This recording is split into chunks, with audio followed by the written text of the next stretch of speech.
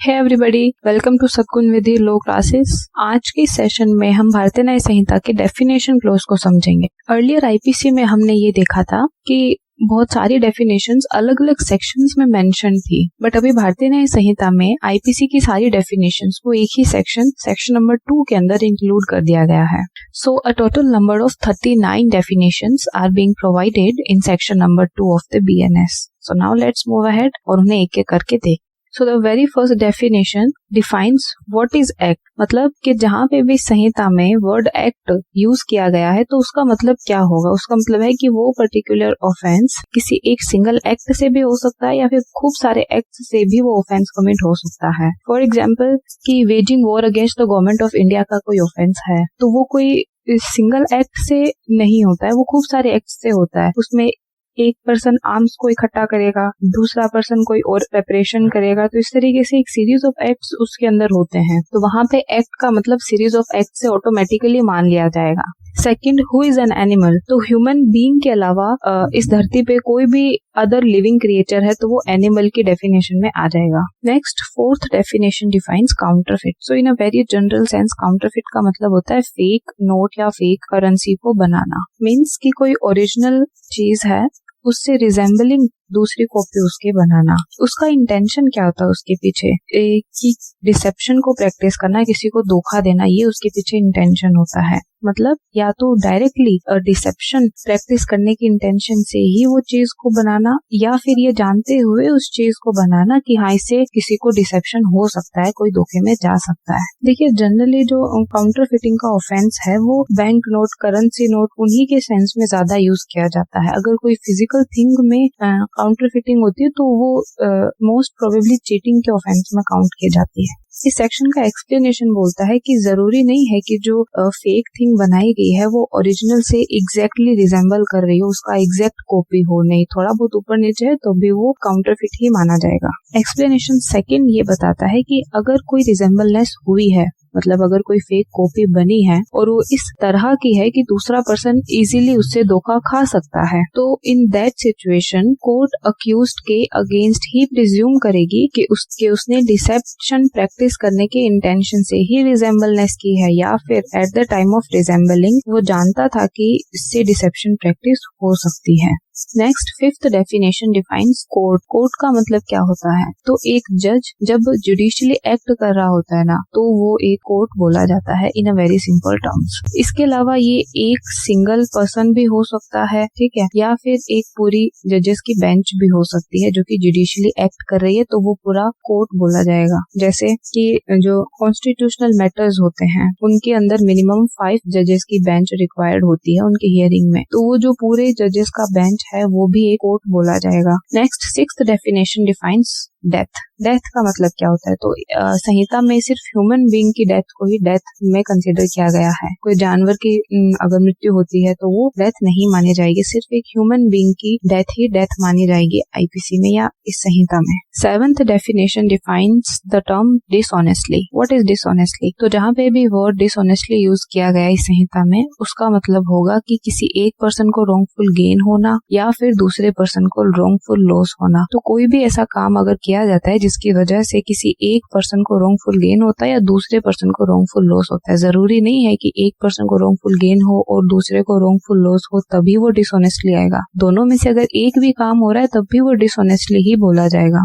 For example, for the offence of mischief, एक person की property को लॉस किया जाता है, ठीक है, तो इससे किसी दूसरे पर्सन को रॉन्गफुल लॉस तो हो रहा है, बट जो पर्सन ये ऑफेंस कमिट कर रहा है उसको एक्चुअल में कुछ भी गेन नहीं हो रहा है, बट फिर भी ये डिसऑनेस्टली बोला जाएगा। Next, eighth definition defines document. Document का मतलब क्या होता है कि किसी भी सब्सटेंस के ऊपर by means of letters, figures या फिर मार्क्स कुछ भी लिख देना, ड्रॉ कर देना, कोई भी साइन ड्रॉ कर देना, वो एक डॉक्यूमेंट होता है। स्टार्टिंग में जब ये सब्सटेंस बनाया जाता है तो जरूरी नहीं है कि ये इंटेंशन हो कि बाद में इसको एज एन एविडेंस हम यूज करेंगे, चाहे स्टार्टिंग में इंटेंशन ना भी हो तो भी वो डॉक्यूमेंट, इसमें इलेक्ट्रॉनिक और डिजिटल रिकॉर्ड्स भी शामिल है।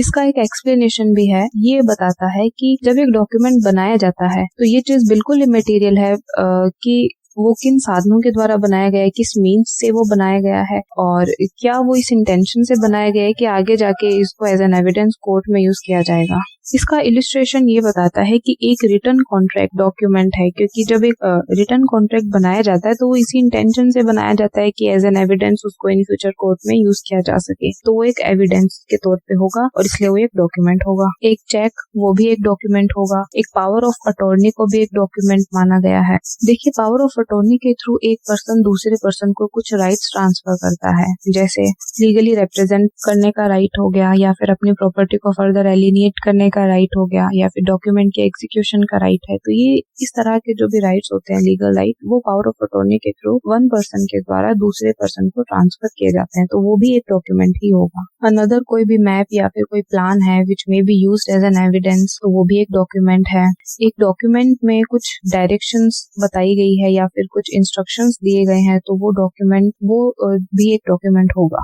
एक्सप्लेनेशन 2 ये बताता है कि मर्केंटाइल यूसेज मतलब कि वाणिज्यिक रीति के हिसाब से कोई डॉक्यूमेंट बनाया गया है, कोई मार्क्स या फिर कुछ लेटर्स उस पे लिखे गए हैं, ठीक है। तो भले ही वो मार्क्स और वो लेटर्स उस डॉक्यूमेंट का एग्जैक्ट पर्पस डिफाइन ना करते हो, फिर भी ये एक रीति है कि हाँ, सिर्फ साइन कर देने मात्र से ये समझा जाएगा कि इस डॉक्यूमेंट का क्या उद्देश्य है, क्या पर्पस है, तो वो भी एक डॉक्यूमेंट माना जाएगा। इसे एक एग्जाम्पल की हेल्प से देखते हैं कि कोई बिल ऑफ एक्सचेंज जब ड्रॉ किया जाता है तो उसमें मेकर का सिर्फ सिग्नेचर होता है। वो सिग्नेचर अपने आप में ये चीज को डिस्क्राइब कर देता है कि ये जो दूसरा पर्सन है वो सर्टेन अमाउंट ऑफ मनी लेने के लिए एंटाइटल्ड है। तो जब भी वो बिल ऑफ एक्सचेंज किसी बैंक में दिया जाएगा तो वो मेकर के सिग्नेचर को देखते ऑटोमेटिकली यही उससे कंक्लूड किया जाएगा कि हाँ, ये पर्टिकुलर सम इस दूसरे पर्सन को देना है। तो वहां पे वो उसका जो सिग्नेचर है वो ये चीज डिफाइन नहीं कर रहा है ऑल्दो, बट फिर भी वो एक वाणिज्यिक रीति है, एक मर्केंटाइल यूसेज है कि सिग्नेचर का यही मतलब निकाला जाए। तो इस तरीके का कोई भी लेटर या फिर सब्सटेंस है तो वो एक डॉक्यूमेंट ही माना जाएगा। नेक्स्ट डेफिनेशन 9th बताती है व्हाट इज फ्रॉडुलेंटली। फ्रॉडुलेंटली का मतलब क्या होता है, तो डिफ्रॉड करने की इंटेंशन से कुछ भी काम करना फ्रॉडुलेंटली बोला जाता है। Now the question arises what is the term defraud means. Defraud का मतलब Vimla versus Delhi administration 1962 supreme court के केस में डिफाइन करा गया था।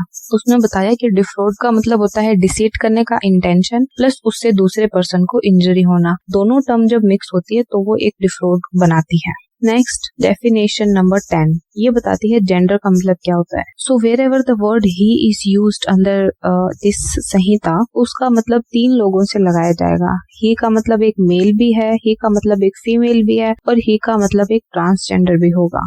Earlier this term transgender was not given under the IPC, but now ये इस संहिता में इनकॉर्पोरेट कर दी गई है। ट्रांसजेंडर का मतलब क्या होता है ये समझना भी अब जरूरी हो जाता है क्योंकि नया वर्ड है। तो transgenders person protection of rights act 2019 के सेक्शन 2 क्लोज के में ट्रांसजेंडर को डिफाइन किया गया है। ट्रांसजेंडर का मतलब ये बताया गया है कि कोई ऐसा पर्सन जिसको at the time of birth कोई सर्टेन जेंडर का बताया गया था बट अभी वो उस जेंडर से मैच नहीं कर रहा है। इसके अंदर एक ट्रांस वुमेन भी आती है, ट्रांस मैन भी आता है, इंटरसेक्स वेरिएशंस वाले पर्सन भी आते हैं, क्वीर पीपल भी आते हैं, और ऐसे लोग भी इंक्लूडेड है जिनको अपनी सोसाइटी के अंदर अरावने, हिजरा, जोगता, किन्नर इन शब्दों से पहचाना गया है। तो वो सेम डेफिनेशन ट्रांसजेंडर की यहाँ इस संहिता में भी मानी जाएगी। नेक्स्ट डेफिनेशन 11 बताती है गुड फेथ क्या है। यहाँ पे नेगेटिव डेफिनेशन बताई गई है कि विदाउट ड्यू केयर और अटेंशन के किया गया काम गुड फेथ में नहीं बोला जाएगा। सो अगर हम इसको सिंपल टर्म्स में कन्वर्ट करके